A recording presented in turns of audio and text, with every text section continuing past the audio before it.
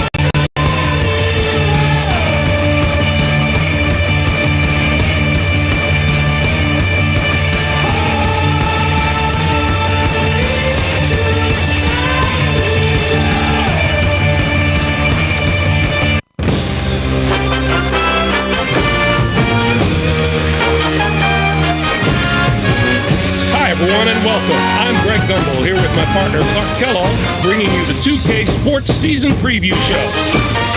Here are the Big Five, the top teams in the country as we begin the season. The Kansas Jayhawks come in as the number 1 ranked team, followed by North Carolina, Memphis, Michigan State, and Louisville. Anything jump out at you from those top 5 teams, Clark? These are some outstanding teams, Greg. Fun to watch. Not many weaknesses. They do so many things well on the basketball court.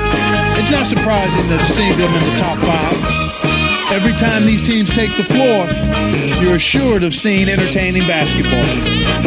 Kansas is in the catbird seat to start the season, sitting pretty in the number 1 spot. Their total of 33 wins last season was remarkable. Winning that many games again is going to be extremely difficult, no matter how much talent they have. Not many teams play that many games, never mind win that many. They'll be on the verge of dynasty status if they repeat that performance. North Carolina is in the number 2 spot. They had a nice finish to the year, but it ended with a disappointing loss in the regional final. They were so close to the Final Four they could taste it. And the memory of that Elite 8 loss should be all the motivation they need this year to work just that little bit harder. We'll see if they can get over the hump this time.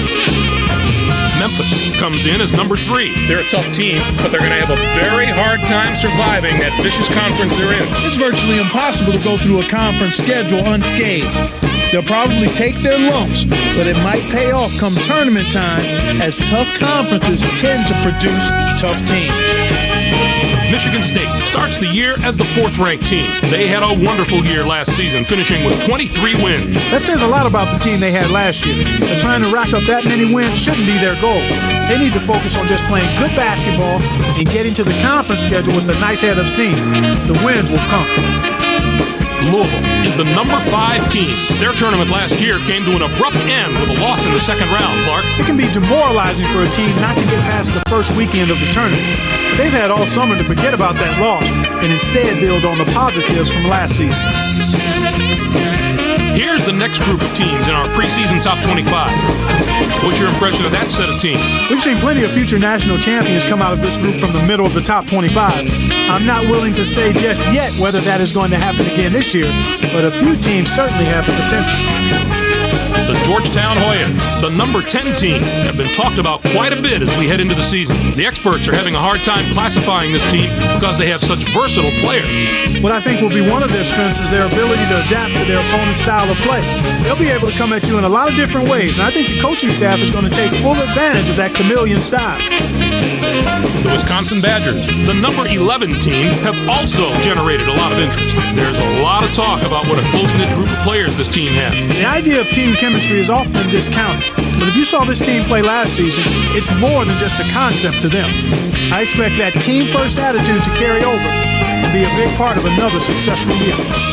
Okay, Clark, let's take a look at the teams that close out the preseason top 25 poll.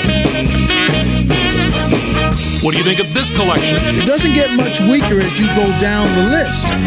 Even near the end of the top 25, we see teams that could make a serious go at the national championship if things fell into place.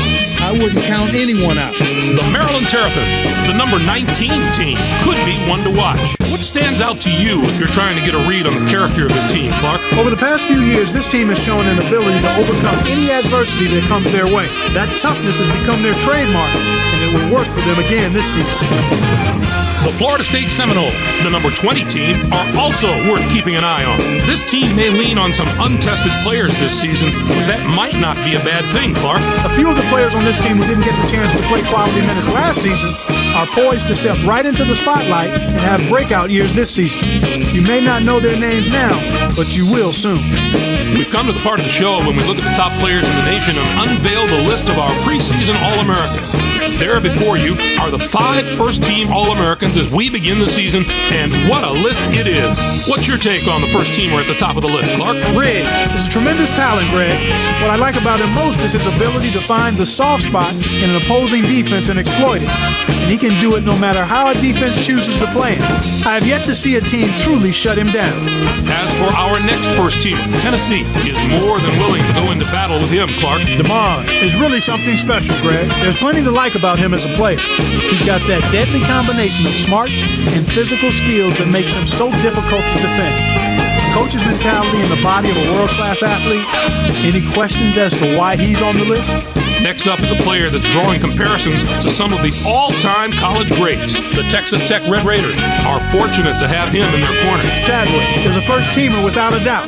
He has such versatility. He can take it and rake it, get down the court with the ball and make plays. He'll be a nearly impossible matchup for their opponent. Let's move on to a player who's worked very hard to earn his spot on the list. The North Carolina Tar Heels can depend on a solid effort from him each and every night. McCurry is the anchor of his team, and if they're going to the promised land, he's the one that's going to lead them there. We always talk about the guys with great hands. Well, he's got great feet. I love those happy feet. There are few players in the nation with better footwork than him, and that's what allows him to always be in the right position, whether it comes to rebounding or finding space for an open shot. And finally, we have another superb player to round out the first team. The Georgetown Hoyas will probably get used to seeing him make the impossible look ordinary. Elsie already has opposing coaches drawing up game plans designed to stop him, but it won't matter what they come up with. Give him too much room and he'll burn you off the dribble. Or play him tight and watch him find a teammate for an easy hoop. One way or the other, he's unstoppable. Now let's move on to the second team All-American. Not such a bad list, huh? These elite players all have the potential to have historic seasons if the right pieces fall into place. The Virginia Cavaliers have built their team around this young man's talent. I'd say that's a pretty good idea. Love was a very hard player to leave off the first team. If I had to pick some frontrunners for the Player of the Year award, he would be right there on the list. I've seen him take over games even when he isn't scoring 30. There are some great scorers among these All-Americans, and he's one of them, but he does much more than score. The next player on the team is a sensational player in his own right. Tennessee is in for a great year if he lives up to his potential. Borges is someone you could look at as last season progressed and see his improvement on a weekly basis. I have no doubt he belongs belongs on this All-American team, and I think the sky's the limit for him this season. We can expect to see some amazing performances out of him all year long. The Tennessee Volunteers are looking for a lot of production from him, and they probably won't be disappointed. Delgado has terrific skill in so many facets of the game. It isn't out of the realm of possibility to say that he might even be a little bit underrated. I know it seems far-fetched to say that about a preseason All-American pick, but I'm not sure people realize just what a huge year he's in for, Greg. Our next All-American may have designs on the first team by the end of the season. Texas A&M has one of the most reliable go-to guys in the country in him. Bay was one of the first players that came to mind when I was thinking of the top 10 players in the nation. The success of his team rests directly on his shoulders, and I believe he has the ability to take them all the way to the title. Here is the final player to cap off our list of All-Americans. The UCLA Bruins know who their fan favorite is going to be this year. McKenzie is last but not least on the All-American list. His upside is higher than a lot of the other guys here because he has so much raw ability. He could jump to the first team this year if he harnesses all that ability into the complete package. All right, Clark, thanks very much. Glad you could join us for the 2K Sports Season Preview. We hope you enjoy all the college hoops action ahead. So long, everyone.